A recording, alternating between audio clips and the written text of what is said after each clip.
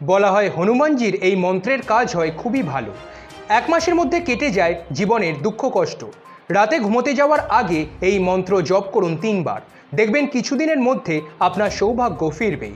আজ সেই বিষয়ই আমাদের আলোচনা রইল এই ভিডিওতে। শাস্ত্রমতে হনুমানজি হলেন এই কলিযুগের একজন জাগ্রত দেবতা।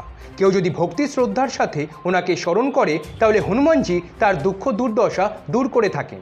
হনুমানজির অপর নামই হলো সংকটমোচন।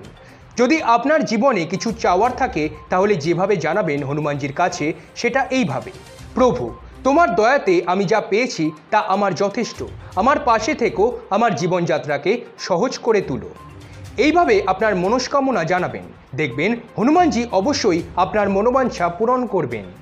এছাড়া প্রভু রামকেও কিন্তু অবশ্যই আপনারা স্মরণে রাখবেন, দেখবেন প্রভু রামও আপনার সহায় হবে এবং হনুমানজির সঙ্গে প্রভু রামের আশীর্বাদও আপনি লাভ করবেন। পাশাপাশি আপনাদের জানিয়ে রাখি, রাতে ঘুমোতে যাওয়ার আগে আপনারা যদি বীর বজরংবলীর 12টি নাম জপ করেন তাহলে আপনারা কিছুদিনের মধ্যেই সুখ সমৃদ্ধির অধিকারী হবেন। আপনারা দেখছেন সংবাদ শিরোনাম।